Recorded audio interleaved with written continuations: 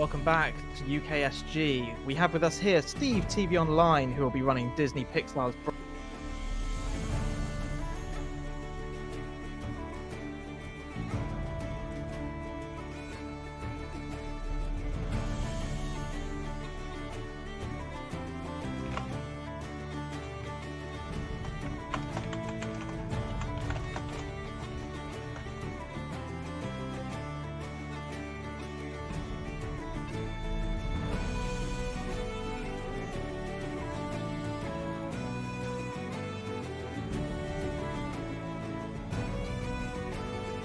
It looks like he is back with us now. Okay, yeah, I am back. Sorry about that. Accidentally backed out of the chat. Okay. Hello, everyone. This is Disney-Pixar Brave. This is a... In. I'm still a piece of garbage. Oh, sorry about that.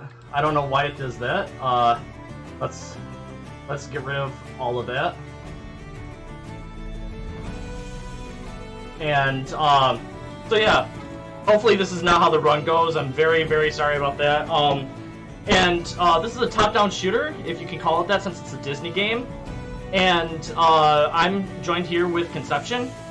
Yeah, I got to intro myself briefly as you disappeared from the chat there for a second. But yeah, my name's Conception too. I don't run this game, but I'm good friends with Steve, and I'm a pretty big Disney fan, and I'm excited to commentate this run with him. All right. So from what I understand is that the guard mail is the winner for the bid war, correct? That is correct. Yep, Yard Mail is the winner for the costume choice bid war. All right, so we're gonna go with it. And the timing will not start right when I hit the start button here, but we're gonna go into it. So if you've seen the story of Brave, I'll throw that completely out of the water because the game actually starts out already where Mom is already the bear. And if you haven't seen the movie, I'm sorry, but that's what happens. And so I don't know how. I know Conception said that he made some notes, so I'll once I get the timing started, then I'll have Conception do a little bit here. So timing begins here in 3, 2, 1, go. All right, yeah, so we're going to see Steve. Basically, we're in the tutorial section of the game, more or less. So there's not too much in terms of like movement tech or anything that he can do. A little bit on the rails for this beginning part, but he will be starting in just a bit, not quite yet, starting to collect some coins that he's going to use for upgrades. And those upgrades are over the course of the run, not right away. We'll do things such as improve his speed with dodge rolling, increase his power, increase the ability to gain power. Things like that. So a good chunk of what we're going to be doing is breaking environment pieces and getting as many coins as we can. But this first segment here is just chasing Mom and jumping over trees. And then we're going to go right into a cutscene, which you won't be seeing at all. Luckily, we can skip most of the cutscenes. There are some unskippable cutscenes, and that's where some of the bad lines come in my opinion. They're completely useless. Yeah, most of the cutscenes in this are useless. They don't further the story too much. It's just looking over the horizon at something and then realizing that you can now take control. But what we're seeing here now is Steve breaking a bunch of pots, a bunch of plants, everything he can to get coins as fast as possible. You also notice he grabbed the chest, which obviously gave him his first weapon of the game, which is going to be the sword. But don't worry, if you've seen the movie, we're going to get that signature weapon here in just a minute or two. So you can see I can hit the Y button to open up the chest a little bit sooner than you would normally. Normally you would think you would have to go and hit it right next to the chest, but however it allows for you to open it up a little bit earlier, and we're actually going to be using that to our advantage later on in the game as well for some puzzles that we're going to be doing. Yep, this is a Disney game, so you know it's got to have some puzzles, but as you can see, this is kind of like a quote-unquote top-down shooter. It's kind of like from an interesting perspective. It kind of changes camera angles depending on the area, but it's in terms of combat, we're going to be doing a lot of bow shooting, and then obviously we have our sword action a little bit, and then it's going to be interjected with some other fights, some puzzle solving, and things like that. Coming up here, one of those excellent cutscenes that we can't do anything about. Let's just look at this bear, and now we can play again.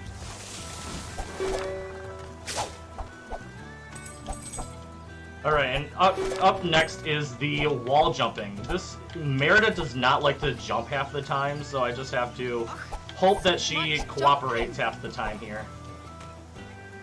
Yeah, you're gonna notice through the run that there's there's platforming sections all throughout, and jumping and dodge rolling in this game, it can be a tiny bit inconsistent, especially the wall jumps. You can be hitting inputs and you'll just get ghost inputs, and it's just not going to let Merida get to where you want her to go. All right, and another one of the cutscenes that you can skip. And now we're gonna follow the Will-o'-the-Wisps to the witch's hut. And we're going to get our first power-up. We're actually going to be collecting 4 power-ups throughout the entire run, and that's going to be the ground, the fire, wind, and ice. We are not the Avatar. We don't have all of those powers, but we do have ice instead of water. Yeah, exactly. And so basically with these 4 charms throughout the game, obviously we're going to be adding more and more of these charms, and which gives us a little bit more not only different like damage types, which will be unique for fighting, but there's also going to be platforms and stuff that will only unlock with certain charms. So for example, if you're going in water, you're going to see a maybe like an ice charm pop up in the water that Steve's going to shoot with the ice charm, which will create a nice platform for him to jump on. And that's kind of how it works. So coming up right here, there's a crow. We're going to see this crow 3 more times after this, but every time it shows up, I want everybody to say caw. So get ready to say your caws. Caws in the chat. Caws in the chat. Caw. Caw.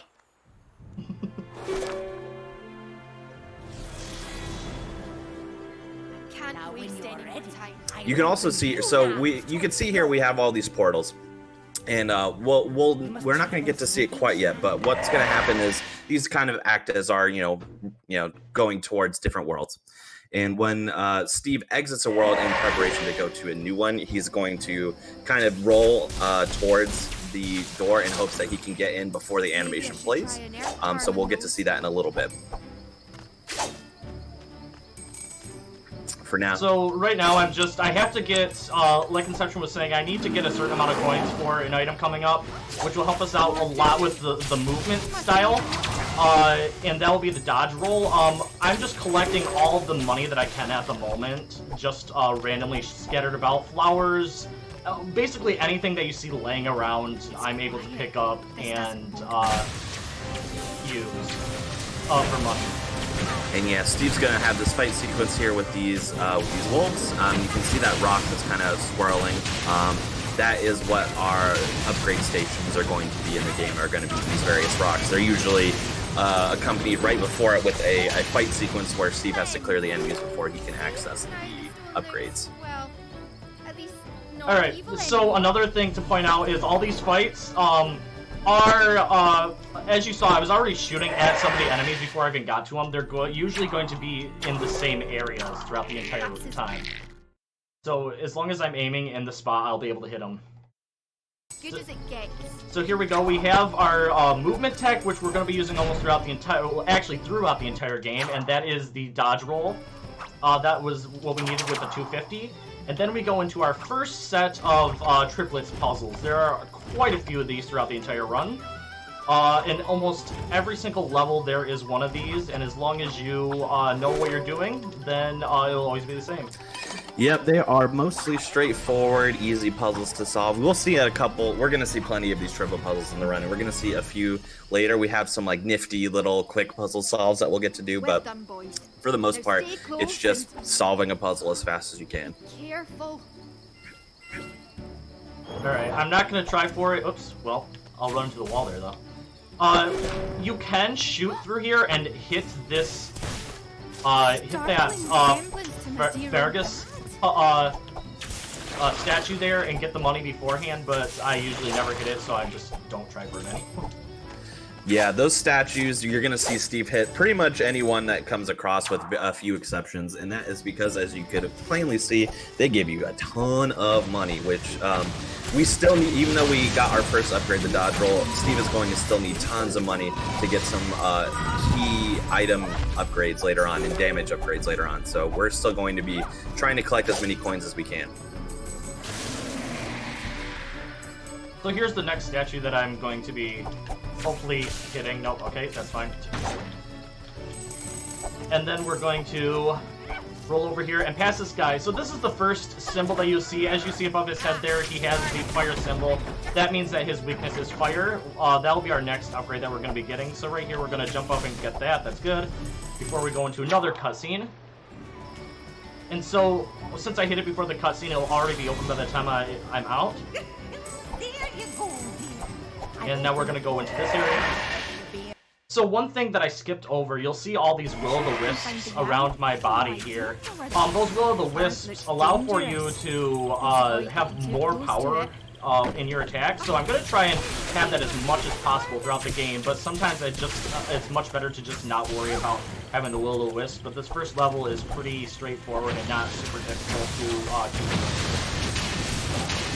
to Yeah, the more power Steve's gonna have here, the more of a chance that he's gonna have to do some power attacks, which are obviously attacks that do massive amounts of damage. He's not gonna use them a lot on these smaller mobs. Mainly, he uses them on bosses and things of that nature. But we're gonna see a few times that he's gonna use them on, you know, larger enemies in smaller areas, or even some environment pieces, as we'll see towards the end of the game.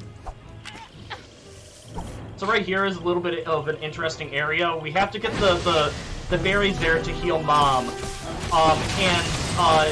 The cutscene will happen once you stand next to this after you defeat all the enemies, but if you're standing right next to it, the cutscene will happen instantaneously after you fight the last enemy.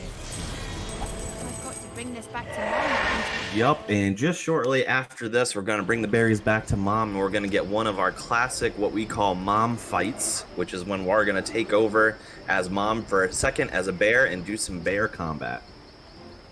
Here. This should help. Yeah, and with this bear combat, if you want to read any donations or if there is anything you want to promote, go for it. No worries, thanks very much. So, first off, I just want to let everyone know about the upcoming bid for our next run of Pedestrian Hollister. You can choose between male or female players. We currently have no bids on that one, so make sure you get your donations in and you can bid towards that. Also, just want to remind everyone that your donations are going to raise money and to support Crisis, a charity supporting people out of homelessness for good. And here's a little bit more about what they do in their own words. So we help homeless people find and keep a rented home. We do this by working with landlords to ensure a supply of places to live and giving homeless people the tools and knowledge they need to rent successfully. Our Housing Resource Centre provides information and training for housing professionals that help to rent databases of private sector renting schemes across the UK. So all your donations are going, 100% of them are going towards supporting Crisis. They're a great charity helping out the homeless. So please make sure you do the donations. Yeah. Yes, you do, yeah. So what you saw right there is I had a, oh crap, okay, that's fine. I had some switches that I had to stand in. Those will always be in the same order, obviously. So as long as you know which order to hit them in, then you can roll for them to get to them a little bit faster. Yep, and then you might have seen briefly in that fight, Steve had to deal with a few enemies that did have that fire emblem over their head, which Steve now just got his fire charm. So you notice there that he did a little bit more sword damage as opposed to bow damage, just because it's closer to, and you can attack a little bit faster. But now that Steve is upgraded with fire, you're going to see how quickly these enemies can just go down 1 or 2 shots at most.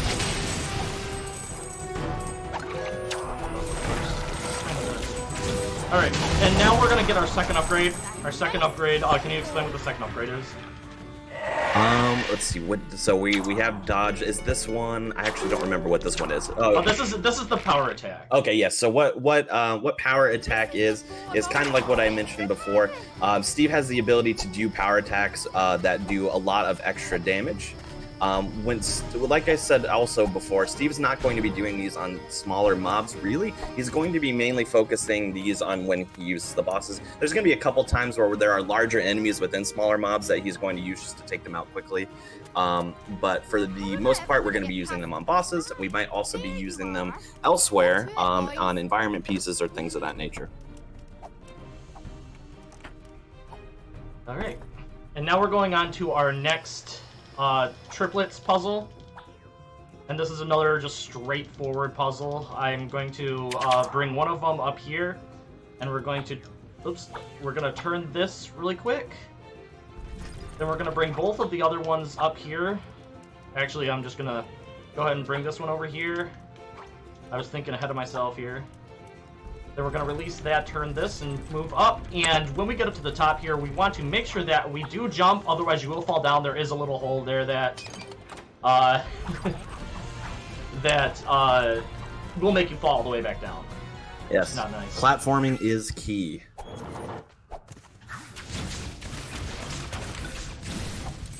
Alright, yeah, I mean, we're seeing Steve tear through these. We're gonna grab this chest just to, that was a statue, I believe, just to get some extra coins. As we said, we're still upgrading constantly throughout the run. We're still in need of coins. And here, Steve is going to perform the first skip in the game, which, as you can see, is going to be platforming up the side here, kind of around these spikes, which allows him to skip a somewhat lengthy fight sequence. And instead of fighting them, he can just jump entirely around it and begin wall jumping up to the next platforms.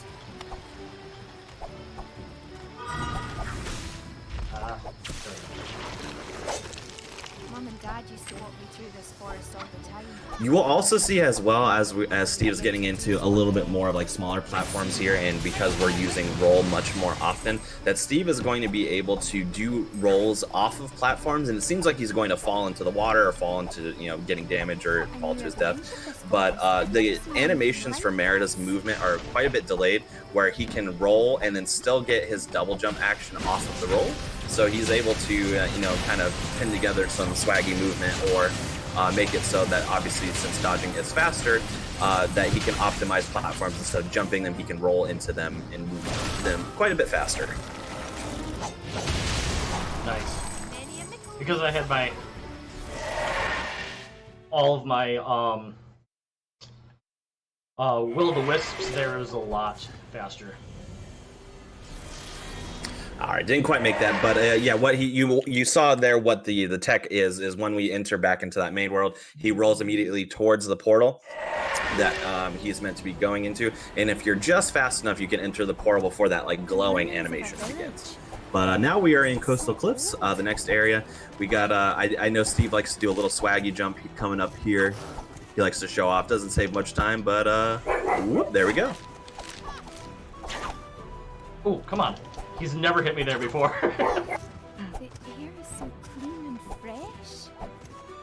Once all this mess is cleared up. Alright, so now we're going into another one of our useless cutscenes, just showing Mordew. Most of these cutscenes are just going to be showing off Mordew doing something that causes damage. He's not very nice. Yep, not too nice at all. You saw there right before we entered that Mordew cutscene that there was that little symbol that Steve passed by. That is the symbol for the air charm, which we'll be getting here shortly. Air charm, just like the other charms in terms of platforming, helps create platforms for us to, you know, get over things. Mainly, we end up like doing these little jumps. For example, that one, I believe, if Steve had gone for it, would have unlocked some kind of other costume, I believe. Yes. So we don't need it in the run, obviously, but there are all kinds of, you know, secrets and platforms and stuff that we will be either utilizing or passing on by if it doesn't, you know, isn't required for the 80% category. So that jump that I just did there, that double jump down to that, saves just a tad bit. It's something I found last night while I was running the game, and it helps out a little bit with, it got me my world record last night. Yeah, yep, and there was actually a little bit of piece of speed tech there as well. We saw that Steve was, there was quite a few enemies, including like that stone giant type enemy, and Steve was standing on a platform in order for the door to open. Instead of standing on the platform, clearing the enemies, and then going through when able, as soon as the door was open enough for Steve to pass through, he just rolls on through, skips past those enemies, and just, you know, speeds it up a little bit. Voila, we got the air charm. One thing that I wanted to mention is you'll see me use the fire power up a lot, because I always believe that the fire power up until we get the wind charm, or the ice charm, is actually the fastest attacking power up in the entire game. I was going to bring this up earlier, and it makes sense because a vast majority of the enemies, just based on appearance alone, you would imagine that fire is what they're weak against because they're either made of ice or grass/trees or something like that. And then obviously we'll have some stone enemies, which fire might not work well, but it seems like a vast majority of the enemies are weak to fire. Well, not just that, like, it's also like shoots, the arrows are shot faster out of those as well. Yes, that makes sense. Thank you for not hitting me.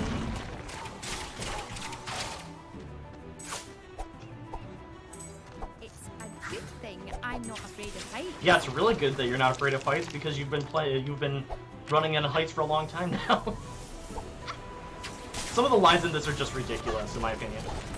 So these enemies, you don't need to worry about running into them. They do not hurt you at all if you run through them because they just like to explode if you get close to them. And if you just roll past them, they just completely just explode while you run past them. Yep, you can roll right through them without taking damage, and in fact, we're not going to fight a single one of those until close to the end of the game where we have to, and that is because we can't move on until they're dead.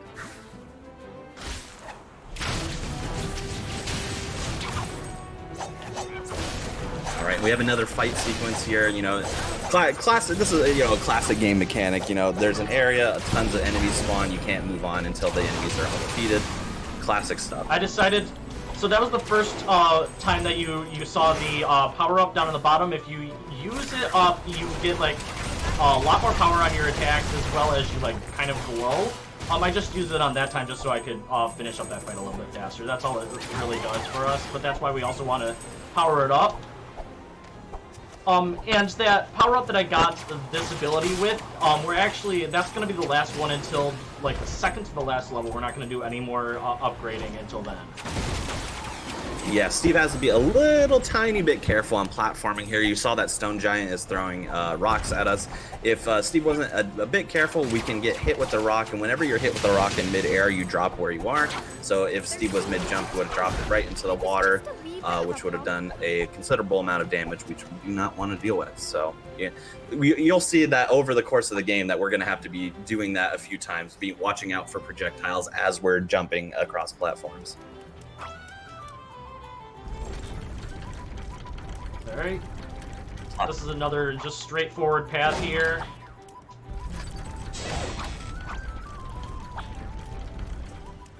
And then, like I said, if you hit the Y button a little bit before you're supposed to get there, it'll push the triplets up to the levers that they're supposed to pull just a tad bit sooner than you would normally.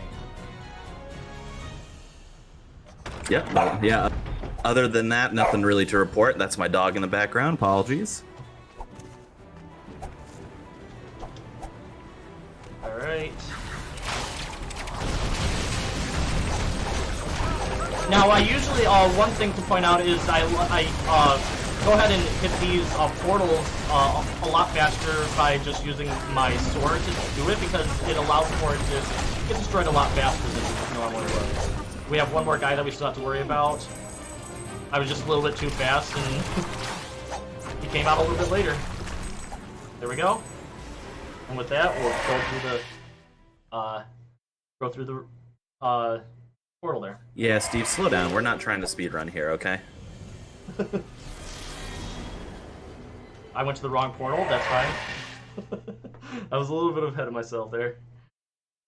We're gonna see that animation skip once, I guarantee it. Alright, welcome to Chilled Creek. Any guesses as to what power-up we're gonna get in this level?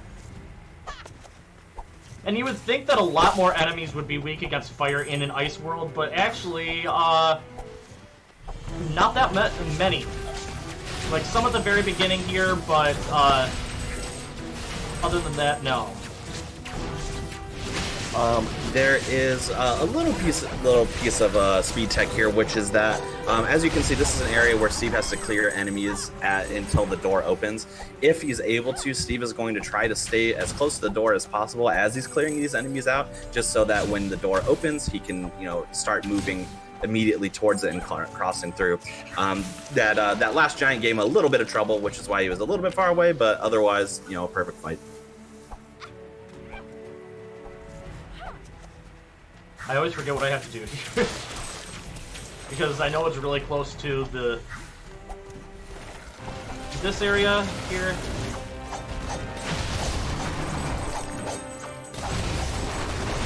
Yep, same thing here. So he's going to try and clear these enemies while staying pretty close to the bridge. Voila. Say hello to your ice charm. So Ice Charm is the second fastest, or well, pretty much the fastest attacking item in the entire game. So we're going to be using this quite a bit next to the fire, but I just like using the fire a little bit better. And right here we're coming up on our second skip of the entire game. Yeah, so you're going to see there's a big fight sequence here that has a portal, and Steve's just going to whoop right around it. Don't need to worry about it. Okay, really? Really, Merida? Thank you. Yeah, this is a common occurrence when it comes to these sections. So Steve obviously is trying to shoot his Ice Charm arrows so that he can get as many platforms as possible. Merida's targeting system is suspect at best, so you're going to notice that sometimes you would hope that Merida is targeting straight in front of her to the platforms you want unlocked. But for example, if there are enemies around, Merida's going to prioritize enemies over platforms, or for like you saw briefly there, maybe she'll prioritize the ground. You know, you just never know. They're so jittery. Didn't even realize I walked off there. So here's another complete fight sequence that we completely skip over. You can just jump around to the very edge and just roll past everybody. You love to see it. Now, as you can kind of tell, this is mostly glitchless speedrun, but if anybody is interested in running the game, please do so, because I am the only active runner of this entire game. I didn't start the speedrun, I joined in later on, and then somebody showed me how to do that skip after they joined in, but then they never played it ever again after that. So, if you're interested, it's available on I'm playing on the Xbox Series X, it's available on the 360, the Xbox One, and I believe it's on the PC as well as, I believe, the PlayStation as well.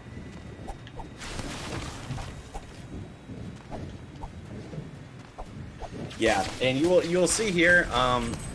So throughout these sections, we see a puzzle here. I believe this puzzle is going to come back, and we'll see it a little bit later on. So remember how Steve solves this puzzle, because it's going to look oddly familiar later on, for one. But two, as we're platforming here as well, Steve will be just a bit mindful about his health here, because the more health he has, the more of a risky in terms he can be of platforming. If his health was relatively low, he's going to have to take his platforming relatively safe. Because in this game, if you fall off platforms, it's not necessarily that you're going to die, you're just going to take some damage. But if you take enough damage, obviously that means you're going to die. So he's going to just be a little bit mindful of his health as he navigates these platforms, as well as the ice ones in the river there.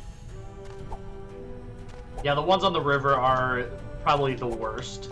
And, like, this isn't the only level that we're going to be doing it either.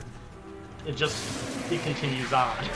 Yeah, we'll get into it a little bit later in the run, but the game definitely scales in difficulty in terms of platforming and even in terms of enemies. So we're going to be as the game progresses, we're going to be more and more mindful of what our health is and being a little bit careful to not die. All right, the triplets strike again with a puzzle here. You love to see it. All right, this is the one that I was talking about earlier. We're going to send both of them right there, then we're going to turn this. We're going to move the first triplet over, then this one over here. We're going to release this one, move it on, and then double tap to bring this up, and then we're going to finish the puzzle. Which, if I had to guess, is probably ever so slightly faster than what the game intends you to do, which is to rotate the platform and take a bears one at a time. But, we're going fast. We wanted to solve this as fast as we can, so...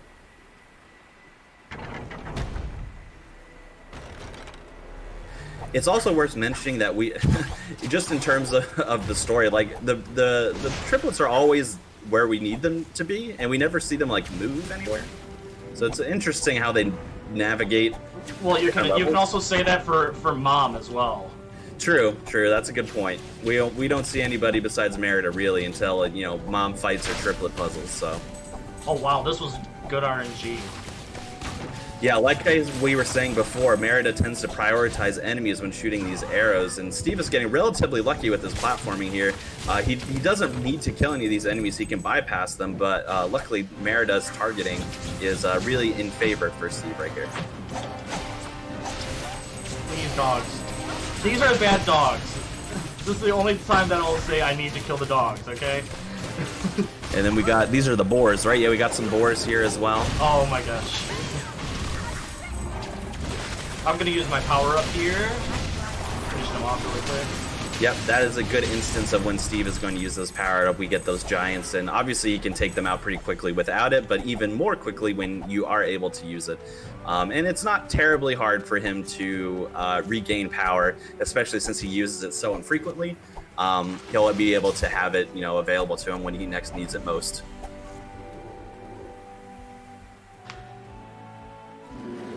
Another great cutscene here. We got Mordu.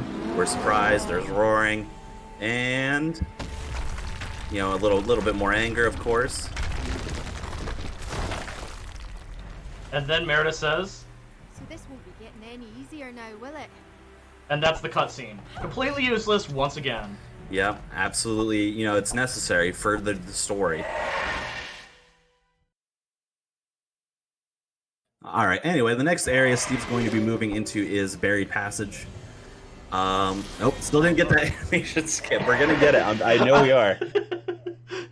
It's really, really tight. So, the farther away the platforms, the harder it is to get. And Buried Passage is one of the farthest away from the spawn point. So, but yeah. All right, I really like this level. This actually has quite a bit of movement tech with it, and it's just a fun level.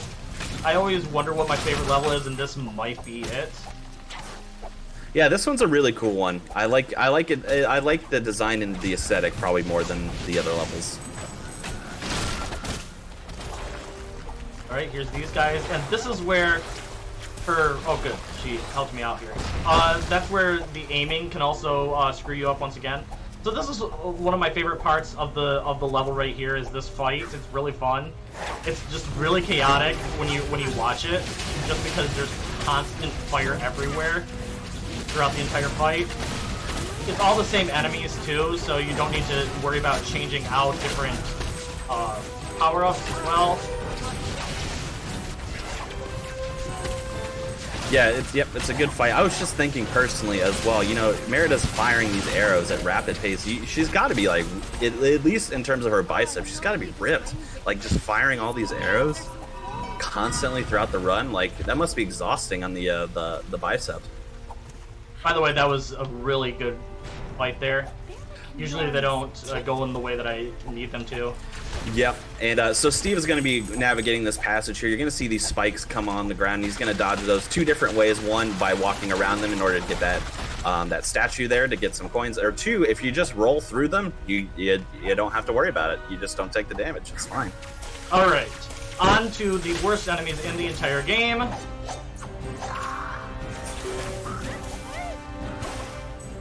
So can you explain a little bit about these little guys? Yes, absolutely. So they're called goblins, right? Do I have the name correct? I believe. I don't know what they're called. I just sure. We're gonna call them goblins. Terrible. We're gonna call them goblins. And goblins are easily the most annoying enemy in the game in terms of small mobs for a couple of reasons. One, they move fast. They're much faster than other enemies. But two, they tend to spawn in large groups, and if they get close enough to Merida, they're going to steal her coins. And as you recall, coins are very important to us right now. So whenever goblins are going to appear on the screen, you're going to notice that Steve is probably going to prioritize them because, one, he doesn't want them to get away, and two, we don't want to lose any money. You can pick the money back up, but also when they hit you and take all your money, you also get knocked down as well. And since they're so fast, they just constantly do it. They have like that rapid movement attack. They shoot out like poison breath. They just everything that you don't. Oh crap! Everything you don't like about the enemies is just gonna happen. Yeah, everything they do to you just slows you down. As opposed to just getting hit and taking damage, it also just makes you slow, which we don't want to deal with as much as possible. They're so jittery. If it's just a So this particular platforming section that Steve did is a little bit tricky. If Steve gets lucky with his arrows, again, targeting system is suspect. He's able to get those platforms spawned early, just bypass those enemies even faster. But they decided to troll him a little bit. And oh, yep. So we got to see what it looks like when Steve takes a platform fall. Again, doesn't really lose you much time.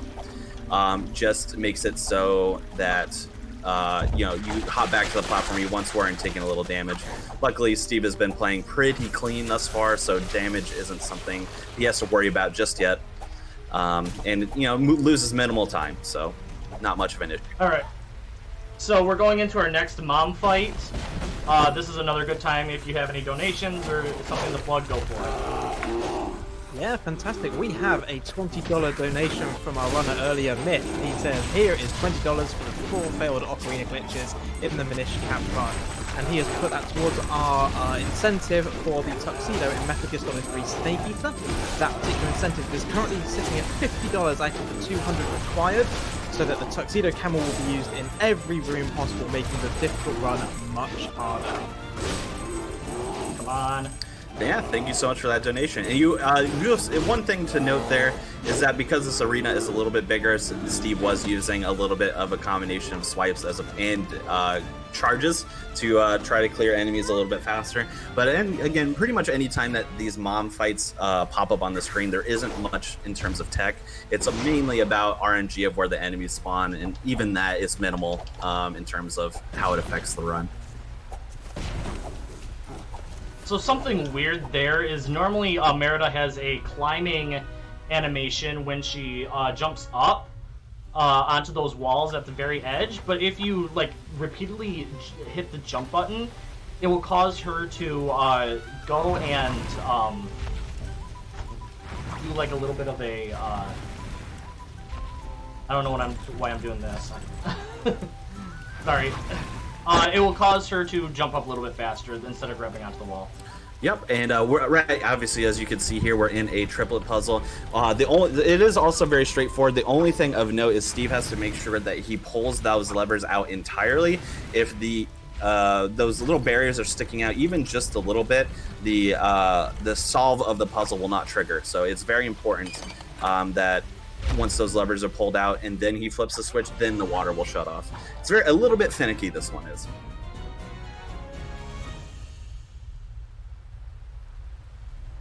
Alright. I just did it a little bit out of order there. If you have it out of order, then you really can't solve that correctly at all, because one of the triplets will get stuck behind a wall. Yeah, we don't want that. We absolutely don't want that. We're getting somewhat close to the first boss that we will deal with in the game, which is pretty exciting. First, Steve is going to have these enemies here that will pop up here in a moment, and like any good enemy fight sequence, Steve is just going to roll past them and not have to worry about it. Voila. Especially now, since I'm really low on health. As you saw, I've been just rolling through spikes. This is one of the few that I can just jump over and not take damage. Oh, I guess I did get hit somehow, but whatever. Yep, and then like I said before, we're getting up to this first boss fight here in just a moment. You'll notice, just to preempt it a little bit, so when Steve enters the boss area, there's a little bit of platforming where the boss will just throw objects at us, which is really of no consequence because of the way Steve moves. It's a lot faster than any projectile cycle that the boss can throw at us. But in addition to that, when he gets to the boss itself, it gets a little bit more up close and personal. Steve is just going to be entirely... No! Ooh. Okay. Okay, we're good. All right. Yeah, a little panicky. Yeah, again, those enemies explode, and Steve's health is very low, so taking a fall there would have probably killed him, which we don't want to see. Oh, good. We're fine. It brought health. That's the good thing about these enemies is if you're low health, the game actually prioritizes dropping health for you, which is really nice on their part. Yeah, it's decently speed game friendly. The game was able to detect that Steve needed health, and like every enemy that he's killed in this fight sequence has dropped health, and voila, Steve is full health again. So it goes relatively quickly. That's why I wasn't like too worried about health, except for when I fell down the hole there. But yeah, you get health back really fast in this, as long as they drop it for you. Yeah, unfortunately, the game doesn't, you know, when you're low health and you fail a jump, it's not like, oh, you jump into a vat of potion, unfortunately. So it doesn't help you with platforming, as it can only do so much. Alright, I really like this boss. So can you explain what's going to be happening here? Yeah, so I was talking about it a little bit before, so, well, Steve's gonna fall off a little bit there, but that's fine. And then, like we said, the boss fight starts with the boss throwing projectiles at us. As you can see, very slow. And Steve is going to be doing a very consistent movement pattern where he's going to be rolling and then single jumping, which means that the boss will never be able to keep up with his movement sequence. Then as he platforms over to the platform that the boss is standing on, you'll notice that there's going to be the boss and there's going to be smaller mobs of enemies as well, which Steve is not going to worry about the smaller enemies whatsoever. He's just going to get up close and personal with the boss in order to take it out as fast as possible. And as soon as the boss is defeated, all of those other mobs will despawn. So he's not going to be worried about them at all. You're also noticing here that he's going to be prioritizing sword over the bow, as it just has a higher FPS output. Even as fast as the bow shoots, it still has to land. So the sword damage is instantaneous, and we get that nice quick kill of the boss. Get your cause ready in chat. Yup, we have another crow scene coming up. So The blight. It's receding. here he is, and Caw. Oh, And now after we're done with that fight, we're just gonna roll up here and get back to the ring of stones here. Yep, Ring of Stones, and as Steve is going to be heading to the next area, it will be the Swamp of Shadows. Very malicious sounding. There we got the we got there pretty fast there. Not too much in terms of tech with the Swamp of Shadows, at least at the beginning. We'll shortly here after entering the Swamp of Shadows, we'll be getting into a mom fight. So mainly then it's just clearing enemies and platforming until we get there. Alright, and as you can see, the theme is bringing out all the goblins in the entire game just for this level alone. Yep, exactly. Yeah, it's just it just wants to steal all of this money that we've been working so hard to get. I believe so. We only have one more upgrade station, I believe, that we're going to be using through the run, where we're just going to do a bunch of upgrades at once. And I believe the number that Steve is looking for in terms of coins is 4,000, if I'm not mistaken. I don't know. It all depends. I know that I want to at least get the first set done, which is 3, 6, and 12, I believe. And then if I have enough, I go for the other side. So yeah, about 3 or 4,000. Yeah. So the more money he has, the more he's able to upgrade at that time, which is going to make the ending sequences quite a bit easier. But for now, we're in another mom fight. So if we have any additional donations or plugs that we want to make, it's a great time for that. Thank you very much. I just want to remind everyone they are watching the United Kingdom Speedrunning Gathering. Normally we're a 2-day speedrunning marathon held 4 times a year in Glasgow, Scotland. But obviously due to the current situation of COVID-19, we're staying safe and we're bringing you 3 days of exciting speedruns from the comfort of our own homes and continues. Wow, this is a terrible mom fight. Nobody was in the right place. Like, they all spawn in the same areas, but they can just get out of order really fast and it can go south. Yeah, so yeah, it's like Steve was saying, they all spawn in the same areas, but it's mainly about the order in which they spawn. So you try to hope to predict the order in order to optimize your movement, but if you have it go like that one did, unfortunately you can't really control that. So Steve got a little bit unlucky with the enemy placement, which is the only factor that goes into mom fights.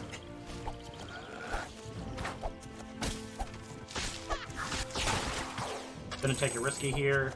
See if I can get it off. Oh, I did. Good. Very good. Yep, just bypass the spikes here. And Steve is going to be coming up here after. On my favorite lines in the entire game. For some reason, this cutscene it's just hilarious to me because of how abrupt it ends. Bordeaux, you won't frighten me that easily, and then right into it.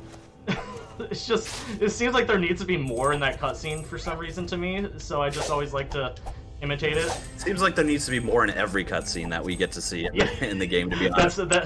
That's true. It's all just about looking at the monsters and maybe a line from Merida, you know, a little one-shot kind of line, and then we move on very quickly. My legs are starting to get tired. Alright, let's see if I can do this okay. Yeah, so I'm gonna let Steve focus on this while I describe a little bit what's happening. So there, you can see that there's this fight here. Steve is navigating to each Nice. portion of the switches here, and what he was attempting to do, which is what he succeeded in doing, is getting the door up just fast enough so that he can roll through it and bypass the rest of the fight sequence, which he did expertly. And then I rolled off. Oops. And then I failed these. Hey, that's fine. You got the speed tech good, so that's all we care about. Please. Uh-oh. Okay, please, I need some help, thank you. There we go. Yeah, again, getting a little bit dire with the health, but again, the game comes through for us, so we love to see it. Alright, that's fine. I wasn't in the spot that I would like to be there, but that works out. Certainly better than dying, that's for sure.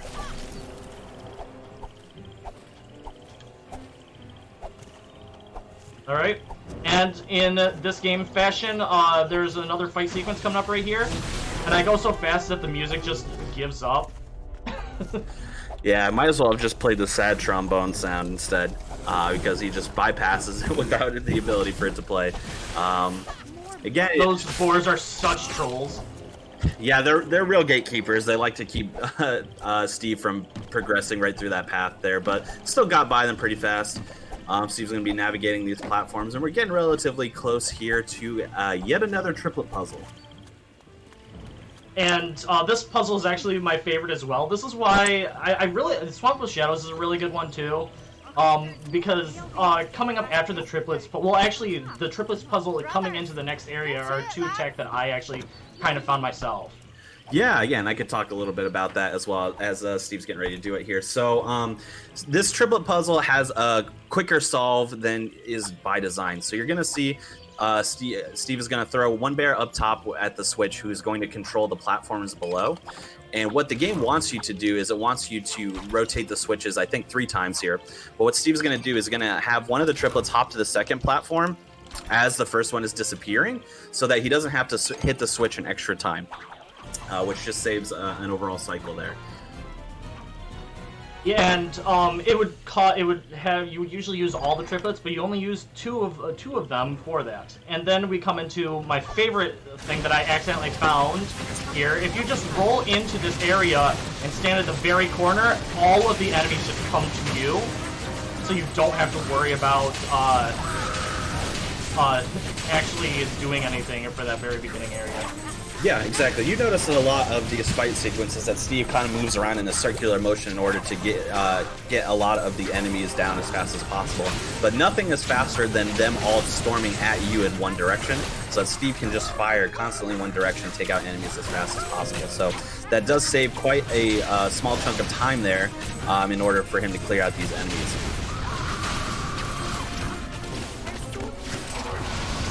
Really? You can see another instance of Steve using his power attacks there just to clear out those larger giants a little bit faster. Alright, you gotta love the Indiana Jones sequence here as just dodge boulder after boulder. Alright. And I've been doing an old technique, a technique through this area for a while, but then last night I decided to just try it a little bit differently, and they actually cooperated. Okay, good. Yeah, what Steve is alluding to there is obviously he's dodging a lot of those enemies there on the bridge. If they are really close to him as he progresses right into this next area, they actually follow him into here, which just creates more of a distraction there. And I believe those were the goblin enemies too, so it's not like Steve wants to hang around and be friends with them or anything like that. That was really good. Yeah, that was a pretty effortless Swamp of Shadows, just really well done. We're getting ready to move into the second to last area of the run here, which is going to be Murky Chasm. Oh my gosh, okay. Steve's favorite, don't let him tell you otherwise. I hate this level. This level has the worst boss in the entire game, plus all the like puzzles that you have to solve. during this are very annoying. Yeah, and Like right here, you have to go up here while you're dodging birds. Normally, like if you were casually playing, you would want to get rid of them while you're climbing up there, but we don't have time to do that. So we just dodge all the birds, and with Merida's aiming, she obviously doesn't want to do that. Yeah, exactly. It's very tricky stuff because obviously Steve is wanting to shoot upwards in order to get those platforms open as fast as possible. However, birds are aerial enemies, as it turns out. So Merida, again, will try to prioritize shooting the enemies as opposed to using platforms, which makes it a little bit tricky for Steve to navigate that part quickly. But he was able to get through that one pretty, you know, nonchalantly. How did I open that up? I don't know, but we'll take it. You know, we'll take anything we get. And as you're gonna see Steve here, hopping onto these platforms that are coated with fire, and you would think that they're pretty dangerous, but we're gonna see here shortly that Steve is just gonna be jumping on some fire platforms. Wow, Merida, thanks for the targeting there. Oh wow, how did it? Okay. Yep. I'll take that too. Yeah, and that is just because Steve can afford to take a little bit of damage or hop around the platforms instead of shooting them because it is just simply faster. So why not do it? Yeah, most of these I will, but then right here I have to shoot all 3 of these. Otherwise, I'm just going to take a little bit too much damage here. Yeah, basically any time that Steve could roll through the fire, obviously that means you're in the fire for a very small amount of time, so he can afford to take a little bit of damage. But because those platforms are so small, all Steve would have be able to do rather is jump on them, which is going to cause just a little bit too much damage for Steve's liking, so he will shoot those instead. So I'm going to shoot these guys while I'm heading up to one of these puzzles again. Oh, cool. That was really good. Yeah, okay. that one went really well. Yeah. Yeah. That golem control you pretty hard. Yeah, and the previous world record, besides, I don't remember if we mentioned this up at the top, but Steve was practicing for this run yesterday and got a new world record, which is excellent. Congrats to you on that. But previously, the world record he did at a run of USG, which is a sister marathon of UKSG and ESA here. And I was watching that run to review myself, and he got trolled really hard on that part. And he just had to take it a little bit extra slow and get up those platforms when he was able to. So that went quite a bit faster than that run. All right, and now we are on to our last shopping spree of the entire game. After this, we won't have to worry about going out of our way to get any more coins. Yep, and what Steve is going to be doing here is he's going to be entirely upgrading his power attack energy, which means that he will be getting energy faster. And then the second upgrade that he focused on is when he's damaging enemies, he will be additionally gaining power attack energy faster. So it's the first one was for attacking. The second one was for if I get hurt. Okay, yeah, that's correct. So either way, it's going to make it so that Steve is able to use power attacks much more frequently because he can get that energy a lot faster. And if he is damaged, it will also help get him energy. So he's able to use that a little bit more, which is really key because we're going to have some larger fight sequences and bosses. Remember that puzzle from earlier? It's the same one, same puzzle. I don't know why they decided to bring this puzzle back of all the puzzles. It's just flabbergasting to me. Like it's expert mind, that's why. Yeah. No one has ever thought of this kind of puzzle before. I guess not. I went the wrong way.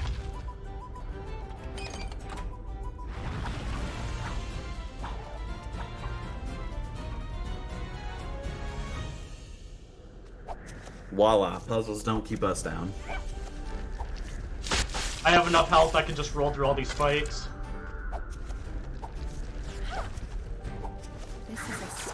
All right, another little bit tricky instance here. Hopefully, targeting works in his favor, and it seems like it went pretty well. And then we're going to. Come on, thank you. So you can skip that last one, but Merida decided to shoot it anyway, so I said take it a little bit easier and do that. Yep, she just loves not targeting the platform that you need immediately. Another fight sequence skipped there just by pretty basic platforming, honestly. Just hopping a corner so we don't have to worry about it. You're going to see there Steve focused that top giant there very quickly and was able to get a nice quick kill on it so that he could focus on the boars. So that was a really nice fast sequence there. That was really nice.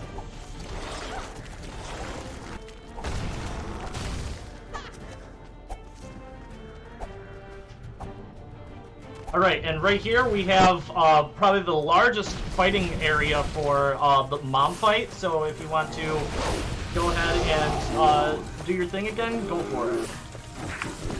Yeah, thank you very much. We'd like to thank ESA for supporting this marathon. Besides providing us with a channel for streaming, they're sharing their gear, their technical assistance, and their sponsors. Be sure to check out ESA's next event, ESA Winter 2021, from the 14th to the 21st of this very month. I say this very month, I mean next month. We're still in January and it's February. We'll give you that one. January's only got 2 days. You know, it's close enough. Man alive, they're trolling hard right now. There we go. Yeah, just not getting these good sequences on mob spawns for the mom fights, unfortunately. But that's okay. Like I said, it's minimal. And then right after the mom fight here, in just a little bit, we're coming up to the best boss in the game, Steve's favorite. So right there was another little bit of a fast sequence also. Normally you're supposed to hit both of those, but you can just hit the second one there, the Earth Charm, and it will you can just get up that way. Yeah, same thing here as he's scaling those platforms. Obviously, the game intends you to hit a few of those Earth Charm platforms so that it makes the jump easier. But Steve can just do some basic double jumping and platforming to avoid having to shoot him, saving a little bit of time. And here comes the bird boss. In all seriousness, this bird boss is a very annoying enemy for a few reasons. One, the bird boss will spawn constant smaller mobs, which are also very annoying. And two, just like all these other enemies before, an aerial-based enemy is going to be a little bit more annoying for Merida's targeting system. And in addition to that, in addition to all these bird mobs that the bird boss is throwing at us, we're also going to get some goblins, because why not? Yep, there you go. You can see that that one almost got Steve, but navigated expertly, so that avoided getting slowed down there. And we're just trying to focus the boss as much as possible. Again, similar thing. If we get the boss down, then the smaller mobs will despawn. But it is just much harder to do when there's a lot more flying, enemies that Steve will inevitably end up targeting. But all in all, a pretty good fight, I'd say. And get your cause ready, Mordu's curse is fading. because this is another you worthless crow. And caw. Caw. Oh.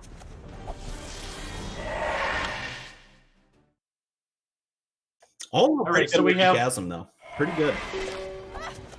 Oh, I didn't get to it. This is a really hard one to get to before it starts. So we're on to Frozen Lock. This one is okay, except for halfway through the level, and you'll see why when we get up to it. Yeah. It's hard to explain right now until we get to it, but this right here, let's see if I can get it. Okay, we're good. Sad. Instead of having to go onto that, the bridge all the way around, you can just skip over it completely. Thank you. Ah! Yep, and then since we're getting later and later into the game here, you're gonna see Steve use more of a mixture of attacks as opposed to mostly using the bow. You're gonna see, distance enemies, Steve will use the bow, but as they get closer, it's gonna be faster for Steve to use the sword because it's just going to do more damage per second. Alright, so this is a slower area. If you want to promote something right here as well, you can.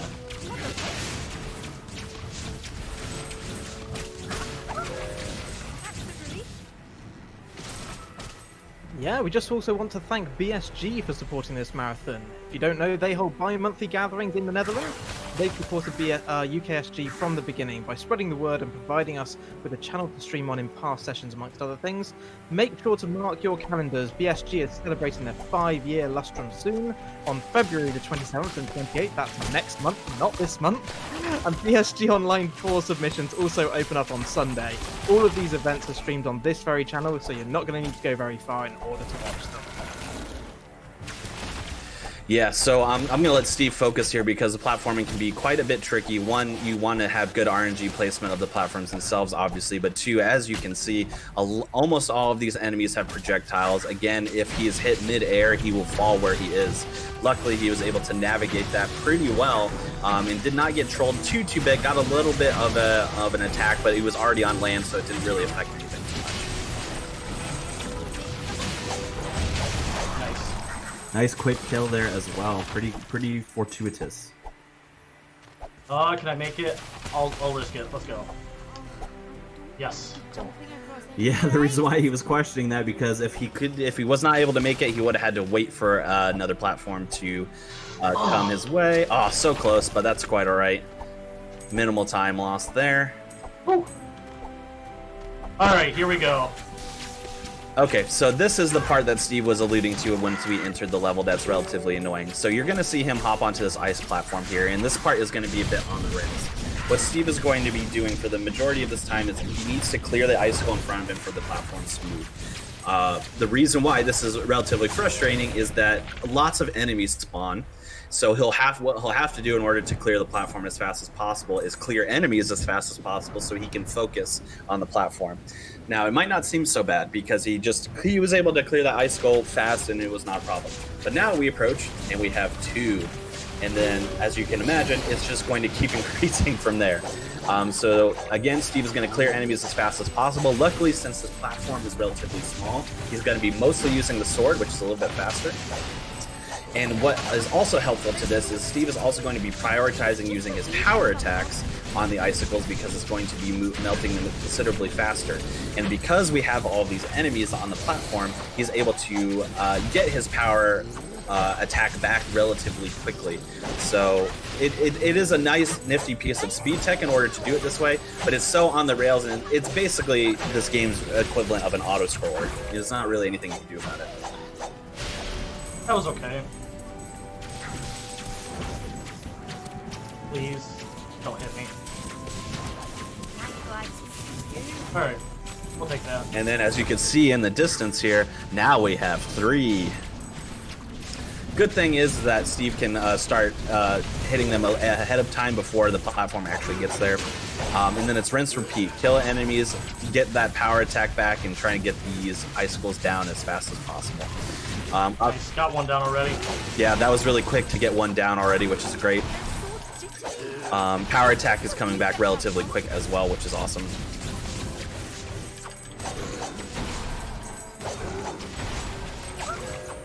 Beautiful. Yeah. We'll finish this one off.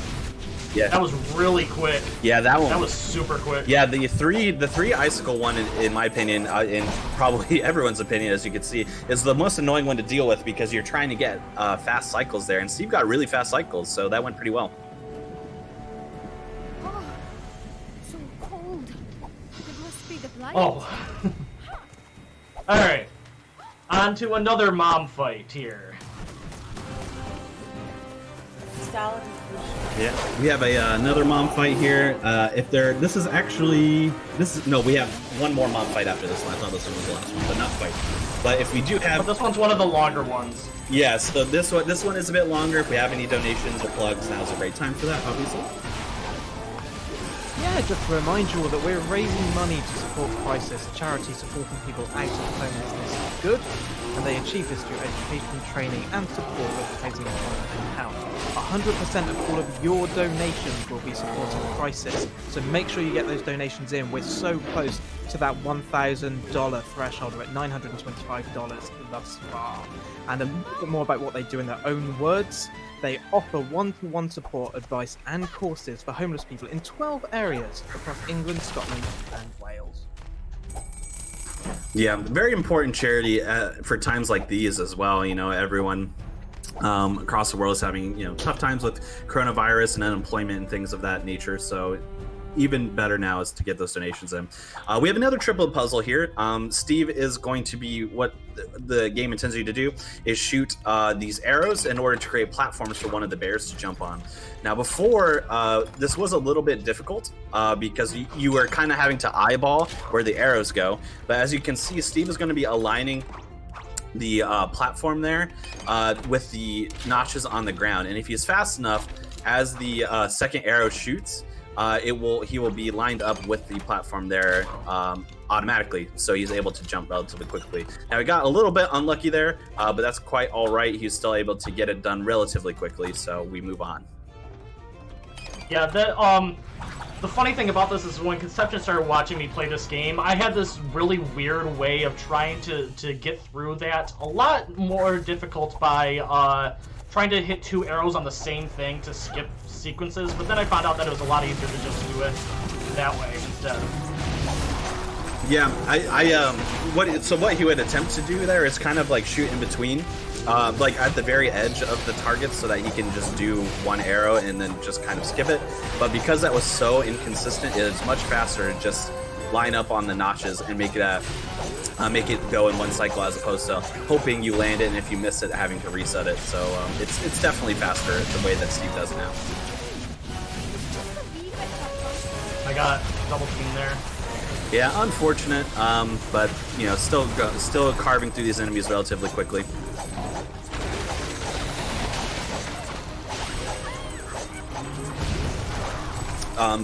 The strategy here is that whenever possible, Steve is going to use the bow as enemies have distance and that will spawn far away from him, as this is a relatively big platform. However, if enemies are swarming him and getting close, obviously the sword is going to be the way to go. I'd better find a potion. All right, in my we're health. finally getting on to the final area of the game. Yep, into the ruins. So this is going to be, like Steve alluded to, the last area of the game, and then it will be ending with the final boss. So we're getting relatively close to the end here. Still got a little bit of time. This is, I think it's a bit of a longer level, honestly, but Yeah, this is probably the longest level in the entire game. And this is the last, I believe, the last unskippable cutscene in the entire game. You've not defeated I love the Lion King. just a bit farther and I'll have ended your curse once and for all. It's my favorite. Just got straight Mufasa off that platform. Yeah. All right. So, All right. yeah, he's gonna be focusing on platforms here as well. Again, because these platforms are a little bit smaller, he's not gonna be able to just so easily walk through the fire. But based on how he is platforming here, he's going to shoot only the platforms he needs in order to speed things up a little bit. And what he's going to attempt to do as he's platforming is shooting as many of the platforms ahead of time as possible. So, for example, he's going to be focusing on these Earth Charm ones on the side and the one way off in the distance if he can. Oh, it didn't hit it. Maybe it did. I don't know. I heard something. It might have hit it. It's really far away, so it's really, really hard to hit. And again, Mario's targeting system is suspect at best. But we're going to get into this chest, which is going to upgrade the sword for Steve, which will be very key for the final boss encounters. And then he's going to hop his way back as well. It doesn't look like you hit it, unfortunately. Yeah, I did not hit it. But very close, and it doesn't. I mean, if you're able to hit it ahead of time, it'll save some time. But he could still hit it in advance and not have to worry about it, so it's not a big deal. I believe Steve's health is pretty decent right now as well. Well, maybe not so much now, but so after this little animation, he's gonna kind of do somewhat of a blind jump onto the platform, expertly, of course, in order to be able to move on to the next section. So very well done there. Whee! Alright, this fight is annoying, but I found a faster way to get through it, luckily. Just go over here and get rid of these guys. The reason I'm going after them really fast is because they can actually troll you pretty hard here by actually going off to the other side and getting stuck. Okay, please, thank you.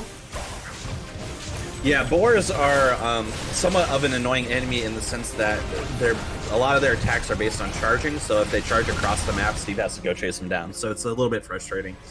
So by focusing the boars there, he's able to clear that sequence a bit faster. We have our triplet This is the puzzle last here. one. Yeah, the last triplet puzzle, and honestly might be the easiest one, at least in terms of how it looks.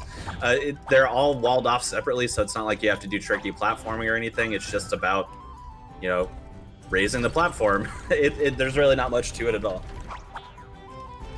Yeah, they saved one of the easier ones for last, which is very unfortunate. You would think that it would go up in difficulty, but it doesn't. Voila, no more triplet puzzles. I'm very grateful for all you've done, lads. Now please, promise me you'll be careful. There's an evil in this place. Promise me you'll be careful as they skydive off the side of a building. I never thought about that. Alright, up here it's not that big of a thing, but it's just kind of funny. They expect you to jump over it, but they left a little bit of an area over here for you to just roll past it. Yeah, rolling is definitely faster than jumping. And you can see here there's a gated door here. Steve is going to fire... what did I do? Oh, that's alright. Oh, That's alright. there we go. So he's going to unlock the door to get a bow upgrade here, which will also be very key for the final boss. That the puzzle solution trolled him a little bit. Again, targeting and with Merida is just yikes. Alright. I'm gonna focus a little bit here, see if I can get a really fast cycle here. Yeah, so this fight sequence is primarily just giants, so what Steve is attempting to do is use a power-up so that he can clear the giants as fast as possible and get them in the fastest cycle possible. It's somewhat of an extended fight sequence as it relates to small mobs. So it's all about trying to get fast spawns and go in a particularly quick circle so that he's able to, you know, maximize his damage output and clear these enemies as fast as possible using the power-ups necessary.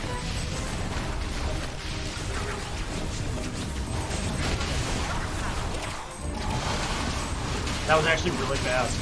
Yeah, I was gonna say, well done. He got like a nice particular spawn sequence and he was able to get right next to the cutscene trigger, which was excellent. And everybody get your caws ready, because this is the last time that you're going to be able to caw. Make it count. Make it count, chat. Caw!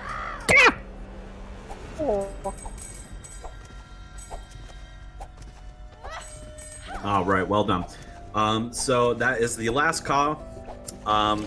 Expert dodging there to get through those unavoidable barrels, of course. And we're gonna get up to this platform here for our last mom fight of the run. So if we have any last donations or plugs we want to do before the end, now is the time. Because after this, it starts to get a little bit more intense or focus heavy. Yeah, thank you very much. I just want to remind everyone that if you have Amazon Prime, that means you have Prime Gaming. It gives you one free subscription to a channel of your choice every month. You can use that here on the ESA Marathon channel. You get access to some really nice shiny emotes, but also the money that is raised from those subscriptions help ESA and UKSG to put on future events for you. So if you have Prime Gaming, please consider using it here on the ESA Marathon channel. Yeah, excellent. I think we're getting a little bit more lucky with spawns here, which is good. Except for him, of course. There we go. Yeah, it couldn't go perfectly, but still better than some of the other fights. That's the most fun mom fight to do, because you just run around in circles and just boost through each one of them. And hopefully you get people coming in that you can hit as well. Alright, so this is... Okay, you might have to start Yep, I can take it over talking here. now. Yeah, so we're going to be on a somewhat extended elevator sequence here, and what Steve is, what we're encountering is basically enemies throughout the entire game. So Steve is going to be working to clear out mobs as fast as possible, and you're going to see Steve set up really well here so that he can start shooting enemies as they're spawning, if he is able to. And like we had mentioned before, enemies will spawn in the same point every time. So whenever he's able to preempt in order to kill enemies fast before they spawn, he will be able to. This is the only time that we have to fight these exploding enemies in the game, and that is because we need to clear them as fast as possible, as opposed to waiting for them to explode. So this is the only time that we're not able to just simply roll past them and not worry about it. And now you see Steve is just firing arrows into the wall, and that is because he knows an enemy is going to spawn directly in this area on the next round. So he's hopeful to get that enemy down as quickly as possible in order to clear mobs fast. The elevator will not move until all enemies are defeated, and this is obviously the best cycle because we got our friends the goblins.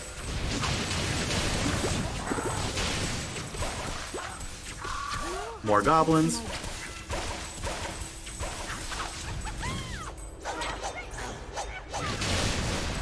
That was really good. Yeah, that was really well done, really quick.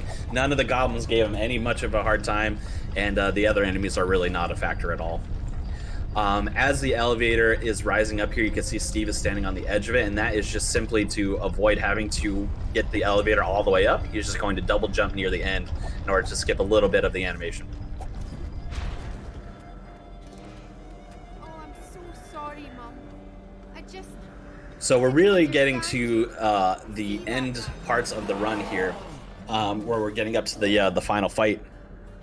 You can see Mordu is going to be kind of behind this platform here. So you would think we'd be fighting Mordu as the final, which we're not really. What Mordu is going to do is going to be throwing his animal boss friends at us. So it's somewhat of kind of like a boss rush in a way.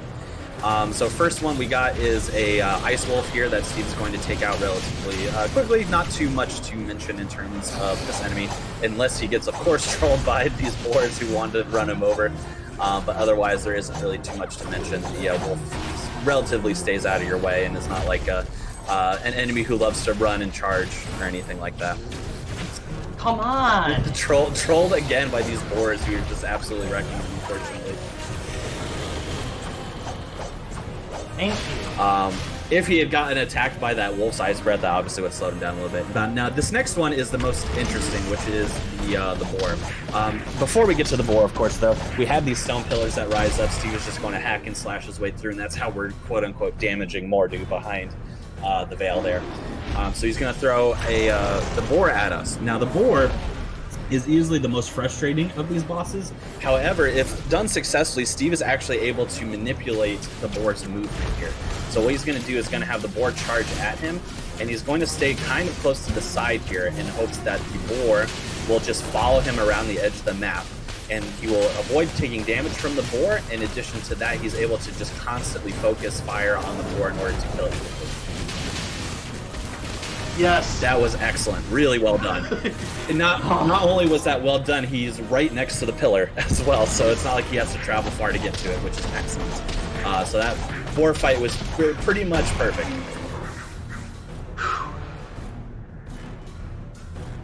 Alright, so the next one that he has to deal with is his friend the bird. Who doesn't love the bird, right? Now, if the boar had given him trouble here, Steve could focus on some smaller mobs in order to get his health back. Luckily, like we mentioned, the boar didn't really do anything, so as much as he's able to, Steve is going to dodge and just focus fire on the bird. If for some reason he gets in dire straits in terms of health, he can start focusing smaller birds in order to get some potions, but right now he's in really great shape as long as Merida can target the boss.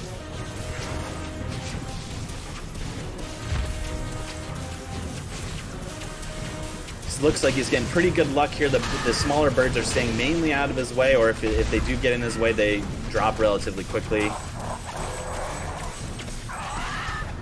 Please? You're almost dead? Yep. Please? Yep. The annoying thing to see is that you can't really check on the health bar of the bird boss because it's so high up on the screen, but still relatively well done, I would say. Pretty quick. And we have just one more stage here after Steve takes out this pillar, which is somewhat of a, I guess you would call it like a stone giant or something. The map changes a little bit where Steve will have to platform up to the boss before he's able to actually fight it. So he's going to... And time is coming up really shortly here. Time comes up the second that I get the last hit on the last pillar. Yep, so right after he navigates that, he's going to take out the boss. When that pillar spawns, time will be up, so get ready on time. Not when it spawns, when I am done with it. Yeah, when he defeats the pillar, yes. Come on!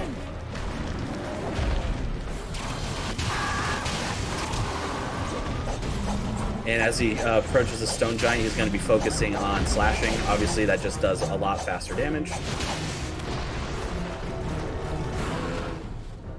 All right. 5, 4, 3, 2, 1, time.